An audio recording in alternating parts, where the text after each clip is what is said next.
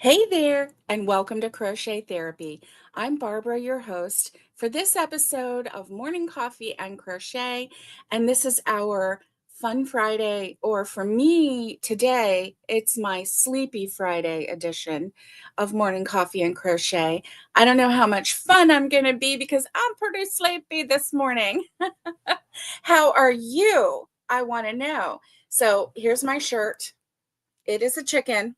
And it says, live today like you're getting fried tomorrow. And that's my shirt for the day. Live today like you're getting fried tomorrow. And so let's live it up. It's Friday. So anyway, I hope that you are having a wonderful, wonderful Friday. I hope you had a good week. And let me know if you have anything going on this weekend that's going to be fun. What's in my cup? Hot coffee with a little bit of half and half. Aloha, Naomi. Hello. How are you? Patty Barker, how are you? Hello, hello. Happy Friday to you both. Listen, if you're here, say hello. I want to know that you're here. Yeah, good morning. Good coffee. I need it this morning. Yes, I do. I need a little bit of coffee this morning. Just really, really looking forward to it. And so, what is in your cup today? I want to know because I'm nosy like that. Happy Friday to you. Happy Friday. And whew, I told you I'm a little sleepy today. But let me tell you what happened on Wednesday. So, I went live on Wednesday and then had to go to a doctor appointment for my husband in Knoxville. And the nurse there is so nice. Her name is Amy. And so she came and got him. And so I'm trotting behind him. Actually, he won't let me walk behind him. He makes me walk in front of him. He's like, I'm not going to let you follow me. You need to go ahead. And I'm like, but you're the patient. He doesn't care. He just doesn't care. Hey, Elizabeth, good morning to you. You are drinking cherry Kool-Aid. Yummy. Yummy. That sounds nice and icy cold. And I love it. Love it. So he wouldn't let me, walk behind him. He never does. He always makes me go first. And so we're walking in and Amy's chatting away and she sees I'm wearing a Live Love and Faith t-shirt, which my sweet sister-in-law Tanya has given me quite a few. And so she has given me quite a few t-shirts, and so I'm wearing one of them, and I had told her about them, and she's like, I got a t-shirt finally. She said it's in the mail. And I'm like, oh, that's great. That's wonderful. And it said it was one that had a chicken on it because she loves chickens too. It has a chicken on it and said, oops, I bought another chicken. So she was so happy about that. And I should have worn this shirt on Wednesday. But anyway, when we were in the lobby, Tanya and I are sitting there crocheting, and my hubby's just sitting there waiting for the appointment.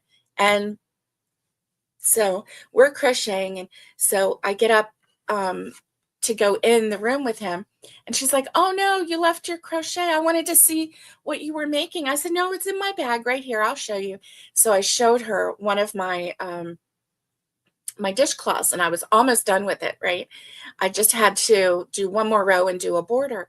And she's like, oh, that's so pretty. And I let her hold it. I'm like, it's a dishcloth. It's 100% cotton. She's like, you can use those? I'm like, yeah, it's 100% cotton. And, it's washable. You can even put it in with your bleach water. Good morning, Miguel. Good morning. And so anyway, she's like, oh, that's so cool. And I said, I'm going to give this one to you. So she's like, oh my gosh, thank you. And she talked about how she really wants to learn how to crochet because everybody who she sees who crochets looks so calm and relaxed and not stressed. And I'm like, excuse me, it's true. It's true. You're not stressed when you're crocheting. You're just, going along with the flow. And so anyway, yeah, that is so I finished the crochet project. She did what she was going to do. And so then I finished the project. So when after the doctor came and everything, she came in. And so I handed her um, the dishcloth, and she was like, "Oh, that's so wonderful. Thank you so much." I'm like, "Well, you're very welcome." And it was so fun to finish the dishcloth and hand it to someone. I really liked that a lot. And I kind of wished that I had more dishcloths in my bag that I could have given to the other two nurses there. It's a small office, one doctor and three nurses. And yeah, I really wish that I could have, given um, a dishcloth to them too, but I didn't have any, so I just gave one to Amy. And let's see. Oh, thank you, Naomi. Naomi says, let's make sure we hit that thumbs up for our hostess. Thank you, Naomi. That's so sweet. And mm, so anyway, I am actually not going to be very long today. We're going to chit chat and have a good time. But I have I have company, and it's so awesome. Last evening, my youngest son and my grandson came in from Florida, and they're here to visit. And so we're just having such a wonderful time visiting with them. And so yeah, they're here to see Grandpa and visit with the family. And so that's fun. That's fun. Last night, my grandson has his learner's permit, so he took us for a ride, and that was so fun. Poor kid, though. We all we all stressed him out at one point because he was making a really fast turn, and we were headed to the trees, and everybody was going, no, no, no, no, no.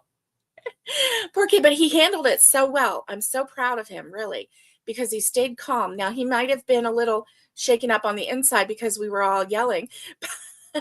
And by yelling, I mean we were, just expressing our old selves to him. But he stayed so calm and he was so good. He handled everything so well. I'm like, kudos to you, dude. So I will definitely ride with him again because he is a calm driver. I really enjoyed riding with him. I really did. So anyway, that was fun. And oh, Miguel, you're under excessive heat warning today. That is not good. Oh, Naomi, he's 15. And so he has his learner's permit. And so I'm just so proud of him. Yeah, he did. He had a lot of backseat drivers. You're right. You are right.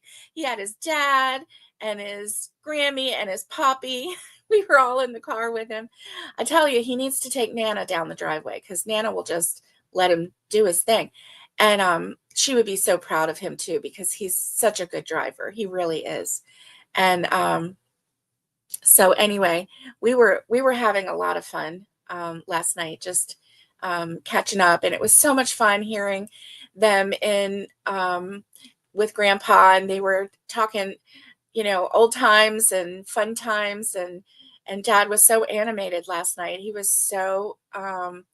so enjoyed that visit and got a lot of laughs out of it, and so it was really neat to hear that. I really enjoyed that.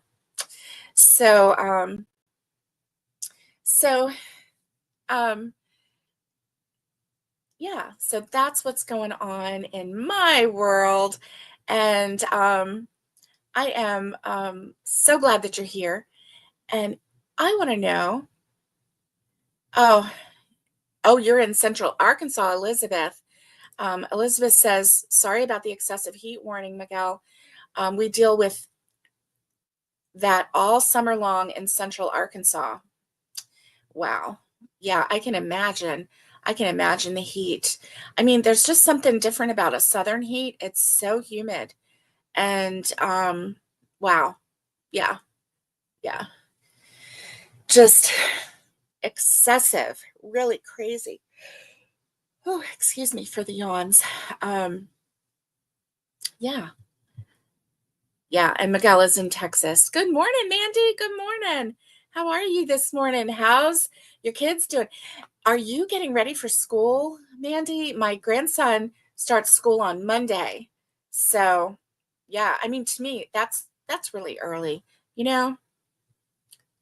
Oh, you're going to Texas in October? That's probably the best time to go is in the fall because you're going to get some heat, but maybe not as much heat as, July or August. Wow. Yeah. Yeah. That's crazy. Whew. Excuse me. So for those of you who came in a little bit late, let me show you my shirt. It says, it's a chicken. Live today like you're getting fried tomorrow. How about that? That's pretty good, isn't it? Oh, your granddaughter's birthday. That's nice. Amanda says, I'm doing well. In Minnesota, we start school after Labor Day, right? That is the way I grew up. You always, the day after Labor Day is when you started school. And that's the way it was everywhere, everywhere. And now they're starting school in the middle of summer. I don't even understand that. Oh, you love the shirt, Naomi. Thank you. Tomorrow is your youngest daughter's birthday. She's turning 7. Yay! Happy birthday. Oh my goodness. That's wonderful. That's wonderful. Isn't it crazy how fast time goes by? Can you believe that your daughter is like going to be 7 and you blink your eyes and then she's going to be 10 and then she's going to be 17 and it's like time slow down. That's the way I feel. That's the way I feel sometimes. Yeah. Oh, you grew up the same, Miguel. Yeah, the day after Labor Day is when you started school. And, you know, some schools in your town started August 4th. That's just crazy. That's just crazy. I, oh, I just don't understand that. It's like things used to make sense. Like everybody started after Labor Day at some point, right? And it was like you knew, everybody started day after Labor Day. Um, that was the last hurrah of summer. And yeah, oh my goodness, I know I'm so sleepy. Um, oh yes, yes. In Mandy says, yep, in Minnesota, we always started after Labor Day. I've heard that it's an old tradition from when kids had to work on farms through the summer. That makes sense. That makes a lot of sense. It does. But kids used to be able to have, and then the kids that weren't on the farms, they got to have an actual summer vacation, right? Oh my goodness. Oh, Elizabeth, your youngest will be 24. Oh, you're starting to feel old. Miguel says hi to you, Carl. Say hello. This right here is Carl. Carl. Um, your youngest will be 24. Oh my goodness. Yeah, my youngest is older than 24. It's hard for me to believe sometimes. Mandy says, now I think they keep it after Labor Day in Minnesota because our state fair runs the last 2 weeks of the summer. See, I mean, it's tradition. It's like there's some things that you always know. After Labor Day is when school will start. You have the 2 weeks, last 2 weeks of summer is the state fair, blah, blah, blah. It's like some things you just need to be able to rely on, right?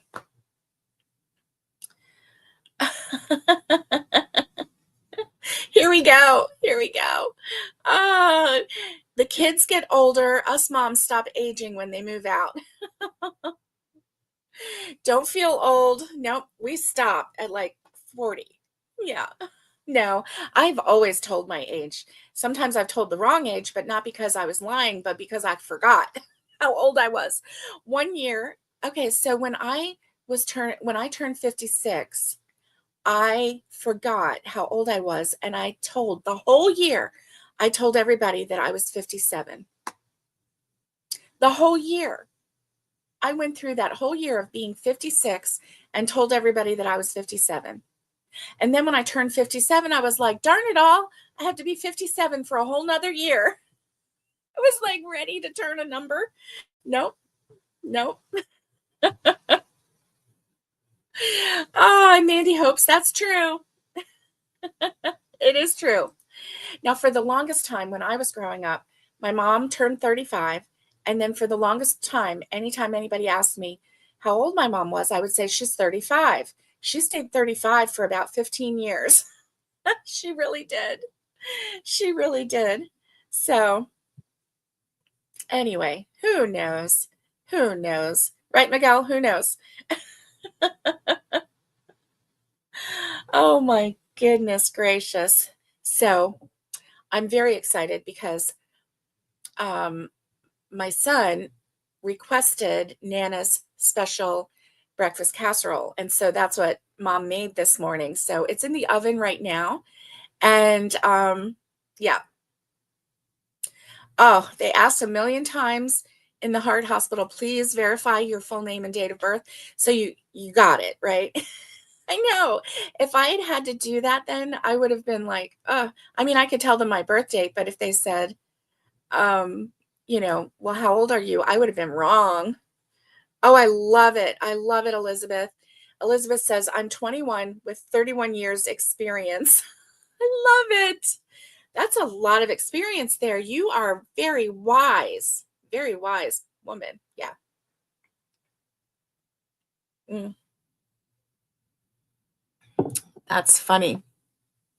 Oh, certain years you get to be younger than your kids. So this year you're 36. Well, that's nice. Oh my goodness, that's funny. You're 36. I love it. I love it, love it, love it. Yeah. So I have been crocheting the dishcloths, and the last one that I made, actually, the last one that I made was Wednesday. Yesterday, I had an unexpected doctor appointment. So you probably haven't really noticed, but my voice has been a little rough, a little scratchy, and actually, my throat is hurting the more I'm talking today. But right here,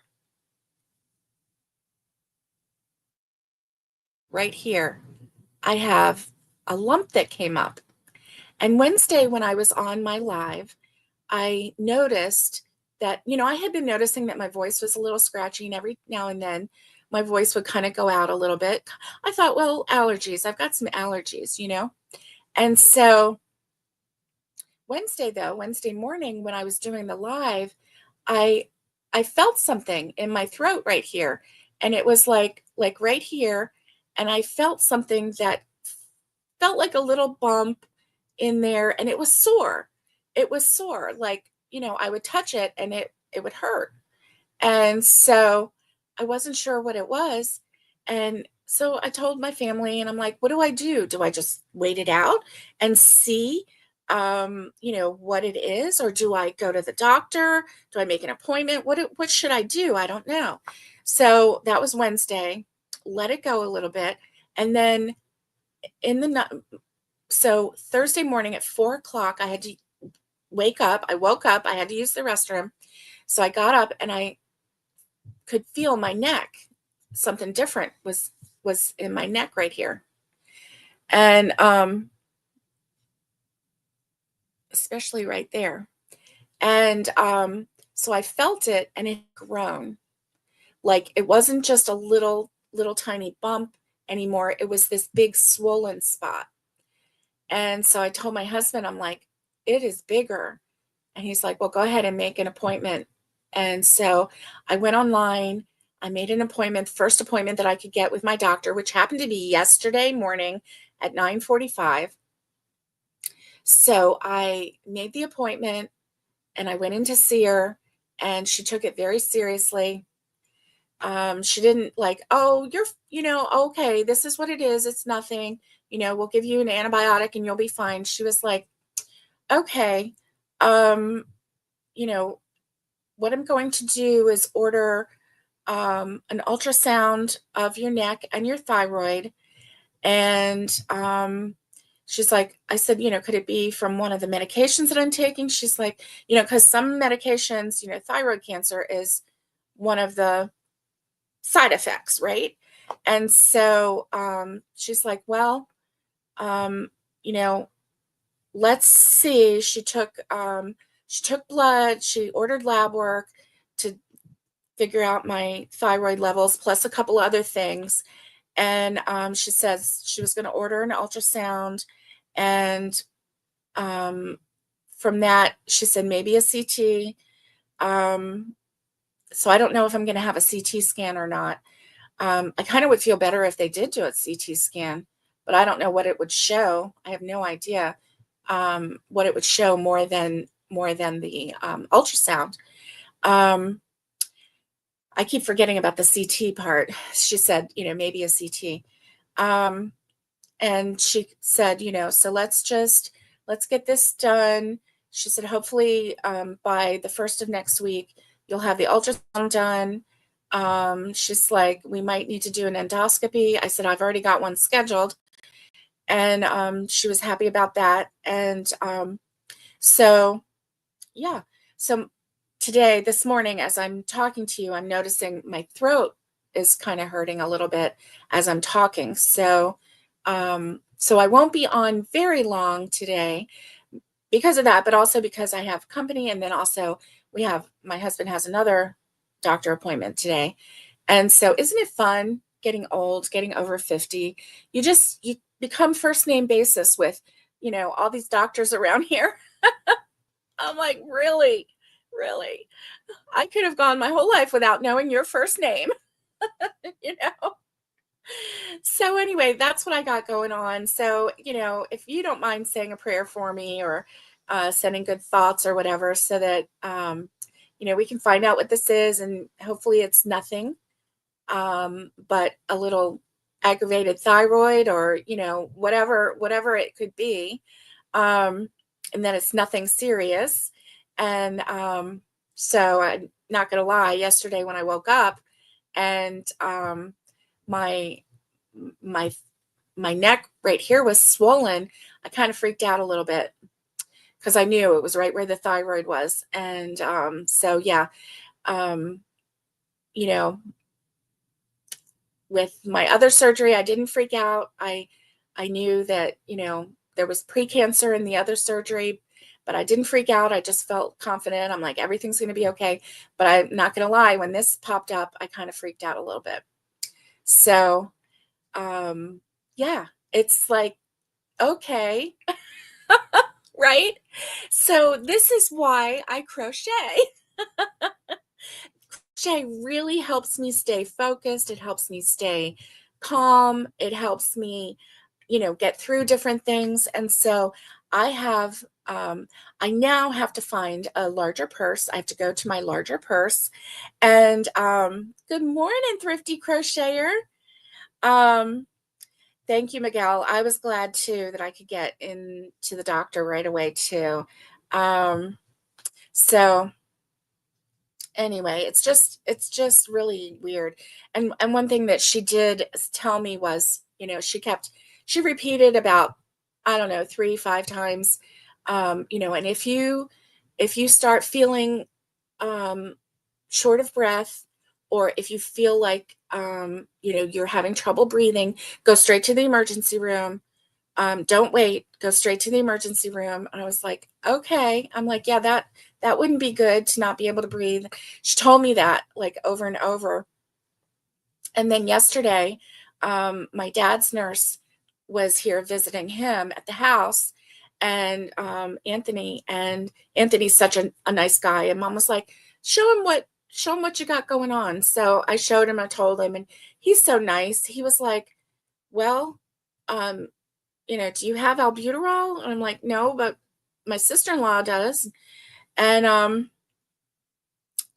so um he's like, well, you know, if you have that handy and if you start to get short of breath, um, take the albuterol. And I said, okay. So he's like, 2 puffs. And I'm like, okay, so 2 puffs. And he's like, yeah, and get to the emergency room.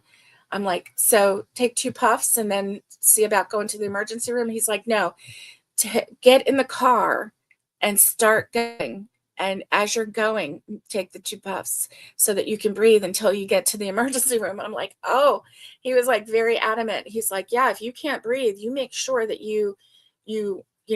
do something to, to breathe or whatever. He's like, and I used to take albuterol. I used to take an inhaler.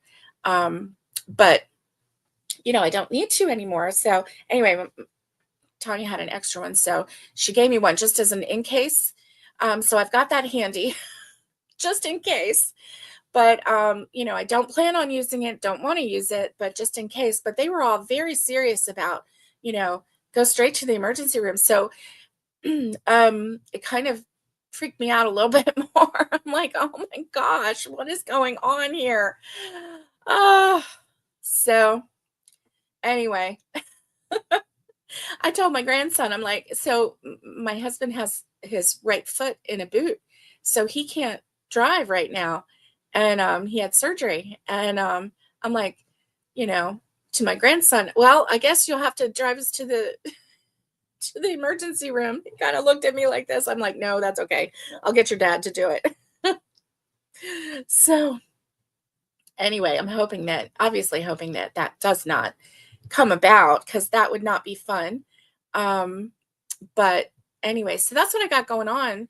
And so sorry for sharing, such personal details, but really I can't think of anything else except for this bump in my throat right here. And so I don't know.